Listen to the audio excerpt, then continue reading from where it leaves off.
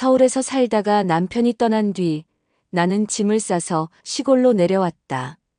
경북 어느 시골 마을, 그 중에서도 끝자락에 있는 외딴 집. 원래는 이모네 집이었는데 몇 년째 비어 있었다고 했다. 낮엔 들개 짖는 소리만 들리고 밤이면 고라니 울음소리 들리는 곳. 그래도 사람 눈치 안 보고 살 수 있단 생각에 나는 한참 망설이다 이곳을 선택했다. 새벽엔 바람 소리로 눈을 떴고 낮엔 마당에서 고추 말리고 가지 심으며 하루를 보냈다. 손끝에 흙냄새 밴 채 커피를 마시는 순간 내 안에서 뭔가 차분해지는 느낌이 들긴 했다. 하지만 밤이 되면 또 달랐다. 해가 지고 마을의 전깃불이 하나 둘 꺼지기 시작할 즈음, 저 고추밭 끝 산비탈 옆쪽 비닐하우스에 불이 켜졌다. 하루 이틀도 아니고 매일 저녁이면 딱 같은 시간에. 그냥 농사일 마무리하느라 그런 줄 알았는데 이상하게 그 불은 밤 10시가 넘어도 꺼지지 않았다. 처음엔 무심하게 넘겼다. 그런데 어느 날 마을 회관에 들렀다가 우연히 들은 이야기. 저기 고추밭 끝에 있는 비닐하우스 알죠? 거기 이장님 침대 깔아놓으셨대. 낮엔 농사 짓고 밤엔 손님 받아. 순간 귀가 번쩍했다. 손님? 무슨 손님? 사람들은 웃으며 소주잔을 기울였고 어떤 할매는 고개를 절레절레 흔들며 말했다. 아이고야, 거긴 안 가는 게 좋아. 갔다 나온 여자들 눈빛이 다 달라져. 나는 속으로 피식 웃었다. 뭐 시골 소문이 다 그렇지. 말이 과장된 거지 뭐. 하지만 그날 밤 불은 또 켜졌다. 더 밝게, 더 오래. 그리고 나는 창문을 통해 그 불빛을 바라보았다. 왠지 모르게 가슴이 뛰었다. 고요한 이 마을에 밤마다 누군가를 기다리는 불빛. 그리고 거기 있는 침대. 그날 이후 나는 이상한 습관이 생겼다.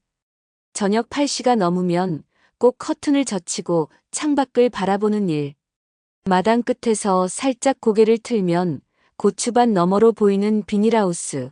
그리고 그 안에 은은한 불빛. 희미하게 깔리는 형광등 조명이었지만 그 불빛이 깜빡일 때마다 내 가슴도 같이 두근거렸다. 한밤중에 그 안에서 누군가가 웃고 있는 듯한 잔상이 스치기도 했고 때로는 바람이 불면 문이 살짝 열렸다 닫히는 모습이 보였다. 낮에는 아무 일도 없는 척 조용한 밭인데 밤만 되면 마치 다른 세상 같았다. 그러던 어느 날 이장님을 마주쳤다. 읍내에 나갔다가 버스 정류장에서. 키는 작지만 어깨는 다부지고 주름진 손에 장바구니를 들고 있었는데도 어쩐지 힘이 느껴지는 그런 사람이었다. 내가 먼저 인사를 했고 그는 조용히 고개를 끄덕이며 말했다. 요즘 적응 잘하세요? 네, 뭐 조용하니 좋네요. 그가 고개를 살짝 기울이며 웃었다. 이장 특유의 웃음, 왠지 다 알고 있다는 느낌에. 그리고 그는 이렇게 말했다. 적응 다 되면 밤이 심심하죠. 그 말에 나는 가볍게 웃었지만 마음 한구석이 이상하게 따가웠다. 그는 버스를 타지 않고 도보로 마을로 돌아갔고 그 뒷모습을 보는 동안 나는 내 두 다리가 이상하게 무거워졌다. 집으로 돌아온 나는 곧장 욕실로 들어갔다. 거울을 보니 눈가엔 주름이 짙어졌고 입술빛도 바랬다. 그래, 나는 혼자였다. 누구도 기다려주지 않고 누구도 건드리지 않는 여자. 그런데 다음 날 새벽 마을길을 지나가다 우연히 들은 이야기. 옆 동네 유부녀가 며칠째 집에 안 들어왔단다. 마을 슈퍼 사장이 귀띔하듯 말했다. 글쎄, 그 사람도 요즘 밤마다 마을로 왔다 갔다 했대. 남편은 출장 간 줄만 아는 거고. 나는 아무 말도 하지 않았다. 하지만 그날 밤 불빛은 꺼지지 않았다. 오히려 더 밝았다. 그리고 이상하게 내 몸 안에 뭔가 들썩였다. 알 수 없는 감정, 어쩌면 질투였을까. 아직 내가 가보지 못한 곳, 아직 내가 누려보지 못한 밤. 여전히 누군가는 거기에 있었다. 불 꺼지기 전 그 안에 들어가는 여자들. 그리고 다시 돌아오지 않는 여자들. 나는 스스로에게 몇 번을 되물었다. 대체 거기선 무슨 일이 벌어지는 걸까? 누가 들어갔다가 누가 나오는 걸까? 이장님은 왜 굳이 그 비닐하우스에 침대를 들여놓은 걸까? 심지어 그 소문은 멀리 읍내까지 퍼져 있었고, 장날만 되면 몇몇 여자들이 수군거렸다. 그 언니도 다녀갔대. 어디? 이장내 고추바? 거기 말고 어디겠어. 웃고 있지만 웃음 끝이 묘하게 떨리는 그 표정들이 더 궁금증을 자극했다. 나는 점점 견디기 힘들어졌다. 마치 무언가가 나를 당기고 있다는 느낌. 한 발짝씩 그 불빛을 향해 다가가는 걸 스스로도 막을 수 없었다. 그리고 결국 어느 밤 나는 입을 다문 채 단단히 묶은 고무신 끈을 풀었다. 얇은 카디건을 걸치고 머리를 느슨히 묶고 불 꺼진 부엌에 조용히 물 한 잔을 따라 마셨다. 그 물도 목을 타고 넘어가며 왠지 뜨겁게 느껴졌다. 고추밭을 지나 비닐하우스가 보이는 언덕길로 향했다. 발끝이 흙을 스치고 풀잎이 발목을 간지릴 때마다 온몸에 닭살이 돋았다. 바람도 없는데 등줄기엔 식은땀이 흘렀고 심장이 너무 크게 뛰어서 누가 들을까봐 두려웠다. 그리고 결국 그 문 앞에 섰다. 하얀 비닐 위로는 작은 형광등 불빛이 은은하게 번져 있었고 그 안에 사람의 그림자가 하나 있었다. 그림자는 문 쪽으로 다가왔고 나는 움찔했지만 발을 떼지 않았다. 조용히 문이 열렸다. 그리고 그 안에서 이장님이 서 있었다. 무표정한 얼굴, 그러나 눈빛은 명확했다. 나를 알고 있다는 듯한, 기다렸다는 듯한. 그는 아무 말 없이 손짓으로 나를 안으로 들어오라 했다. 나는 입술을 한번 깨물고 천천히 발을 들였다. 안은 생각보다 넓었고 따뜻했다. 한쪽엔 커다란 전기 히터가 돌아가고 있었고 다른 쪽엔 정말 침대가 있었다. 낡았지만 정갈하게 정리된 이불, 옆엔 작은 선풍기와 물컵. 그리고 이장님은 물었다. 밖에 바람 찼죠? 나는 고개를 끄덕였다. 그는 내 손을 받았다. 손끝이 너무 따뜻해서 순간 몸이 움찔했다. 나는 속삭이듯 말했다. 여긴 다들 알고 있나 봐요. 그는 웃으며 대답했다. 모르면 이상하죠. 근데 오는 사람은 정해져 있어요. 나는 물었다. 저는 와도 되나요? 그는 조용히 말했다. 지금 이 문 앞까지 왔다는 건 마음이 먼저 들어온 거예요. 몸은 그 다음 문제예요. 그 말에 나는 숨을 들이켰다. 그리고 조용히 그의 손을 꽉 잡았다. 그 순간 내 안에 있던 오래된 허기 같은 것이 무너졌다. 그곳은 이상하게도 안락했고 그와의 첫 번째 입맞춤은 아주 조용히 그러나 확실하게 내 속을 데우기 시작했다. 나는 이제 돌아갈 수 없다는 걸 알았다. 비닐하우스에서 나온 건 새벽 2시였다. 바깥 공기는 더 차가웠고 나는 한 손으로 옷깃을 여미며 고추밭 사이를 걸었다. 발밑에 흙이 이상하게 부드럽게 느껴졌고 피부에 닿는 바람조차 내게는 그날 처음 알게 된 남자의 손처럼 낯설고 뜨거웠다. 집 마당에 도착해 가만히 하늘을 올려다봤다. 별이 너무 많아서 눈부셨고 이상하게 눈물이 고였다. 그건 슬픔이 아니라 오래된 갈증이 채워졌다는 묘한 안도감. 처음이었다. 누군가에게 이렇게 받아들여졌다고 느낀 밤. 이장님의 손은 거칠었고 말은 적었지만 눈빛엔 내가 처음으로 여자라는 걸 깨닫게 만든 무언가가 있었다. 다음 날 아침 마을회관에 갔을 때 이장님은 평소처럼 앉아 막걸리를 마시고 있었다. 나를 보더니 반가운 척도 모르는 척도 하지 않고 그저 평온하게 눈을 한번 마주쳤다. 그 눈빛 하나에 모든 게 담겨 있었지만 주변 사람들 앞에서는 그저 이장과 새로 귀촌한 여자의 거리만 유지되었다. 나도 아무 말 없이 다른 아주머니들 옆에 앉아 파김치를 담갔고 웃고 떠들면서도 가슴 한편은 여전히 비닐하우스 안그 이불의 온기를 기억하고 있었다. 밤이 되자 다시 불이 켜졌다. 어제와 똑같은 시간, 똑같은 자리. 그런데 나는 조금 달라져 있었다. 발걸음이 망설이지 않았고 마음이 두렵지 않았다. 나는 내가 원하는 것이 무엇인지 너무나 분명히 알고 있었고 누가 뭐라 해도 내 몸이 먼저 그를 향해 움직였다. 그리고 다시 문이 열리고 이장님의 그림자가 나타났다. 그는 말없이 나를 안았고 그 품은 이상하게도 따뜻하고 차분했다. 우린 그날 밤 아무 말도 하지 않았다. 숨소리와 땀, 이불을 잡는 손끝, 그리고 스치는 피부. 마치 오래전부터 알고 있었던 듯한 감각들이 서로를 채웠다. 그는 내 이름을 부르지 않았고 나도 그를 부르지 않았다. 대신 우리는 서로의 체온을 기억했고 그걸로 충분했다. 그리고 나는 매일 밤 그곳을 찾았다. 낮에는 아무 일도 없던 척 집을 쓸고 고추를 말리며 보냈고 밤이 되면 조용히 마당을 빠져나갔다.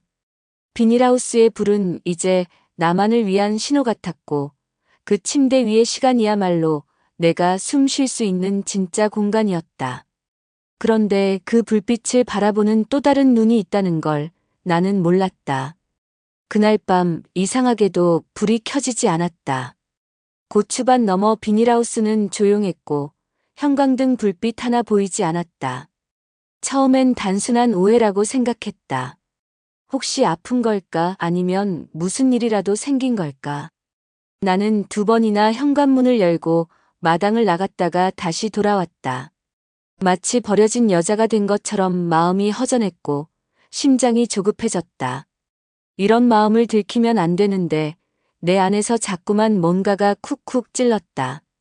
그 침대에 다른 여자가 누워있을 수도 있다는 생각. 나 말고 또 누군가가 그의 품에서 숨을 쉬고 있다는 상상. 다음 날 아침 마을회관에 갔지만 이장님은 보이지 않았다. 장독대에 김치 담그는 손길들 사이로 나는 그를 찾았고 심지어 마을 슈퍼까지 갔다. 그런데 아무도 그를 못 봤다고 했다. 며칠째. 이상하게도 사람들이 조용히 입을 다물고 있었다. 나는 묘한 긴장감을 느끼며 집으로 돌아왔고 밤이 되자 다시 불은 켜지지 않았다. 그리고 그 다음 날 나는 마당 끝에서 이상한 기척을 느꼈다. 누군가가 담장 너머에서 나를 보고 있다는 느낌. 처음엔 바람 소리라고 넘겼지만 밤마다 반복되는 그 시선은 점점 선명해졌다. 누군가 나를 따라오고 있었다. 마치 내가 비닐하우스로 가는 걸 알고 있었던 사람처럼. 언젠가 마을회관에서 나를 유독 유심히 보던 아주머니 한 명이 떠올랐다. 그녀는 이장님이 나를 바라보는 눈을 봤을 것이다. 그리고 아마 내가 매일 밤 집을 비우는 것도 눈치챘을 것이다. 그날 새벽 나는 마당에 물을 주는 척하며 일부러 문을 활짝 열어뒀다. 고추밭 사이로 희미한 발자국 소리가 들렸고 나는 그걸 따라갔다.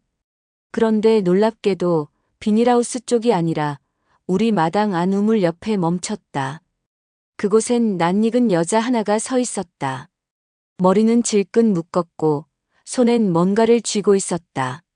가까이 다가서자 그녀는 낮은 목소리로 말했다. 거기 이제 안 갈 줄 알았어요. 언니도 결국 갔구나. 그 사람이 어떤 사람인지 알긴 아세요? 나는 아무 말도 하지 못했다. 그녀의 눈빛은 서늘했고 입꼬리는 비틀려 있었다.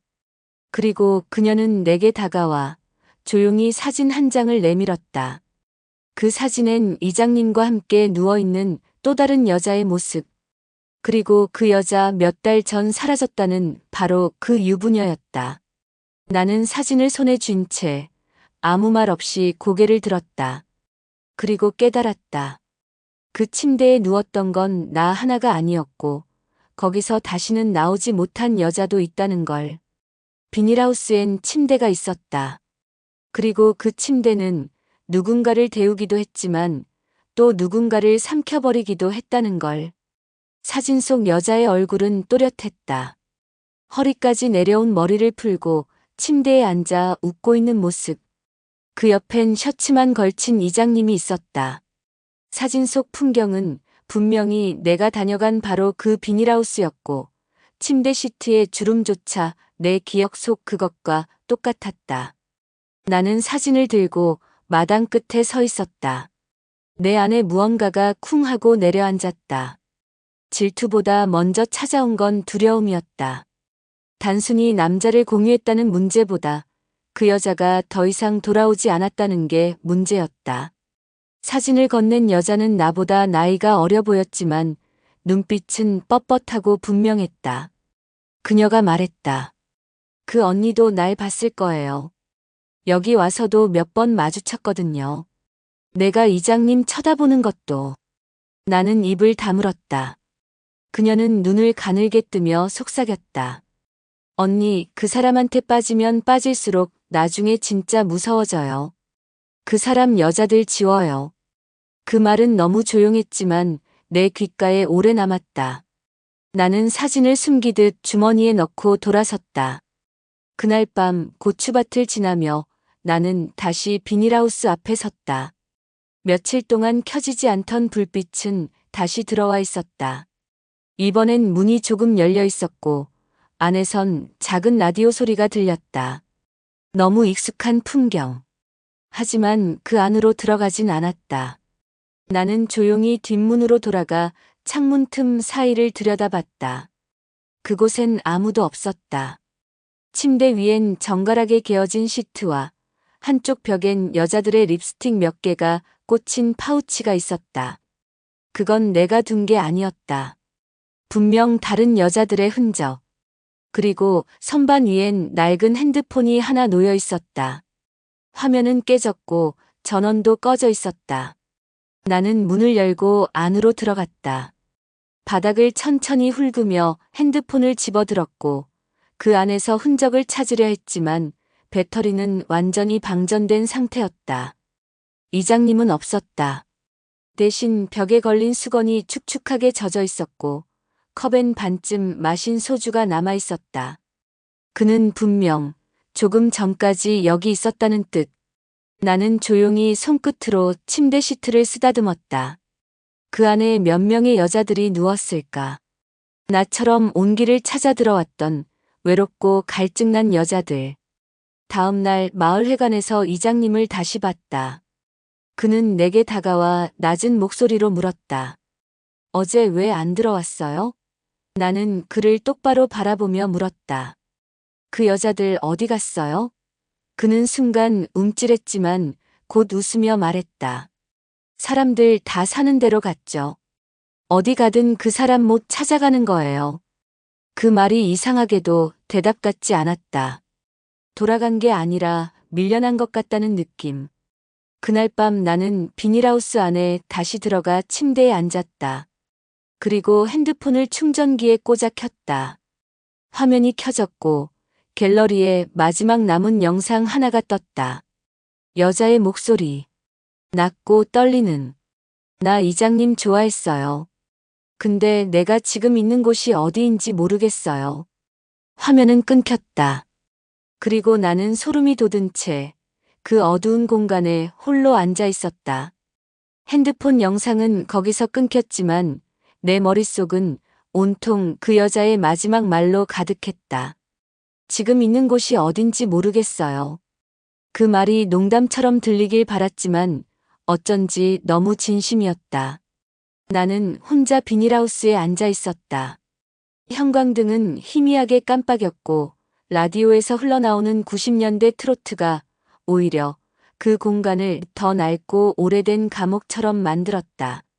나는 핸드폰을 품에 넣고 조용히 눈을 감았다. 그리고 천천히 침대 위에 누웠다. 그 침대는 이상하게도 편안했다. 그동안 이장님과 수없이 누웠던 자리고 그보다 더 많은 여자들이 그 위에서 몸을 말았을 것이다. 하지만 이제는 그 부드러운 매트리스 위에서조차 긴장을 풀 수 없었다. 나는 베개를 치우고 이불을 들춰보고 천천히 침대 아래로 손을 뻗었다. 먼지가 묻은 바닥, 그런데 손끝에 뭔가 딱딱한 것이 걸렸다. 나는 그걸 꺼냈다. 낡은 머리끈, 작은 똑딱이 핀, 그리고 접힌 편지 한 장. 편지는 오래돼 색이 바랬고 꾹꾹 눌러 쓴 필체는 불안하게 흔들리고 있었다. 그 사람 품은 따뜻했어요. 그런데 돌아오고 나면 더 외로웠어요. 매일 밤 여기서만 살아있는 느낌이었거든요. 근데 어느 날 문이 잠겼어요. 누가 열어주질 않았어요. 침대 밑에 이 글 남깁니다. 혹시 다음 사람이 읽게 된다면 도망쳐요. 나는 순간 숨이 막혔다. 마치 내 안에 무언가가 차오르다 갑자기 터진 듯 온몸이 떨렸다. 그 침대는 누군가를 안아주는 동시에 그 사람을 고립시키는 공간이었다. 달콤한 척 다가와 놓아주지 않는 그런 장소. 나는 벌떡 일어나 침대에서 빠져나왔다. 문을 열고 나오니 공기조차 달랐다. 고추밭 사이를 지나는데 등 뒤에서 인기척이 들렸다. 돌아보니 이장님이 서 있었다. 그는 한 손에 담배를 들고 있었고 다른 손은 주머니에 꽂혀 있었다. 왜 거기 들어갔어요? 내가 부르지도 않았는데. 그 말에 나는 대답하지 않았다. 그가 한 걸음 다가왔다. 설마 침대 밑 봤어요? 나는 여전히 침묵했다. 그의 입꼬리가 올라갔다. 여자들은 왜 그래요? 아늑하면 그냥 누우면 되지. 꼭 무슨 진실을 찾으려 하더라. 그 말에 피가 거꾸로 솟는 것 같았다. 그 여자 영상 남긴 사람 어딨어요? 그는 조용히 담배를 입에 물고 성냥을 그었다. 불빛이 그의 얼굴을 밝히는 순간 나는 알았다. 저 남자는 누군가를 태우고 있었다. 그리고 그 불은 아직 꺼지지 않았다. 나는 등을 돌려 집으로 돌아갔다. 더 이상 그 침대에 눕지 않을 것이다. 하지만 그 기억은 이미 내 몸에 남았다. 내가 찾은 진실은 여자들이 침대에서 잠드는 게 아니라 그 안에 갇힌다는 사실이었다. 그리고 나는 그 침대에 다시 누울 여자들이 있다는 걸 알았다. 내가 막지 않으면 또 다른 누군가가 사라질 수도 있다는 걸. 며칠을 뜬 눈으로 지냈다. 의장님은 여전히 마을회관에 앉아 막걸리를 마시고 있었고 사람들은 그를 여느 때처럼 이장님이라 불렀다. 아무도 묻지 않았다. 그가 매일 밤 어디로 가는지, 그 침대 위엔 지금 어떤 여자가 눕는지. 나는 침묵 속에서 점점 안으로 파고들었다. 그 침대에 내가 남긴 체온이 아직도 있다면 그건 분명 내가 지워야 할 몫이었다. 나는 마을 뒷산 약수터 옆에서 다시 그 여자, 사진을 건넸던 여자를 만났다. 그녀는 날 보자마자 고개를 끄덕이며 물었다. 할 거예요? 나는 망설이지 않았다. 응. 이제 나라도 해야 할 것 같아. 우리는 다음 날 새벽 비닐하우스 앞에서 다시 마주쳤다. 불은 켜져 있었고 문은 활짝 열려 있었다. 안에서는 낯선 여자의 웃음소리가 들렸다. 나는 속이 울렁거렸다. 그 여자가 나였고 또 다른 누군가였다. 우리는 조용히 안으로 들어갔다. 침대엔 젊은 여자가 누워 있었고 이장님은 셔츠 단추를 채우지도 못한 채 깜짝 놀라 일어났다. 나는 침착하게 말했다. 다 들었어요. 그리고 봤어요. 영상도 편지도 침대 밑에 남겨진 흔적도. 이장님은 처음엔 웃었다. 그래서 자긴 다르고 특별했나 보지. 그 말에 피가 거꾸로 솟았다. 당신이 만든 이 따뜻한 감옥, 이제 불 꺼야 할 때예요. 나는 침대 옆 전기 코드를 잡아 뽑았다. 라디오가 꺼졌고 형광등이 꺼졌고 그 순간 여자의 얼굴이 창백하게 떠올랐다. 그녀는 벌떡 일어나 문을 향해 달려나갔다. 그리고 남은 우리 셋. 이장님은 낮게 웃으며 말했다. 불 껐다고 다 끝나는 거 아니야. 사람은 결국 다시 찾게 돼. 외로운 밤, 그건 어디든 있거든. 나는 침대 시트를 들쳐 그의 말을 끊었다. 그래서 이제 이 침대는 사라져야 해요. 밖엔 이미 여자가 부른 이장님 동생이 트럭을 몰고 와 있었다.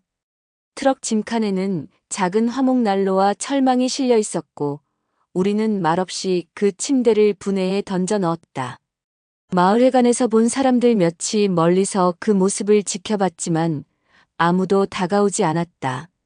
비닐하우스는 빈 공간이 되었고 이제 다시는 불이 켜지지 않을 것이다. 며칠 뒤 이장님은 마을을 떠났다. 이유도 말하지 않고 주소도 남기지 않았다. 사람들은 그저 그가 농사가 지겨워졌다고 수군댔지만 나는 안다. 그 침대가 사라졌기 때문이다. 그가 가질 수 없던 건 여자들이 아니라 여자들 안의 갈증을 안아주는 그 공간이었다. 그리고 나는 여전히 시골집 마당을 쓸며 살아가고 있다. 여전히 해는 지고 별은 뜨지만 더 이상 그 불빛은 없다. 그 밤들을 지나고 나니 내 안의 허기가 조금 덜해졌다. 어쩌면 나는 그 침대를 태움으로써 내 안의 갈증 하나를 덜어냈는지도 모르겠다.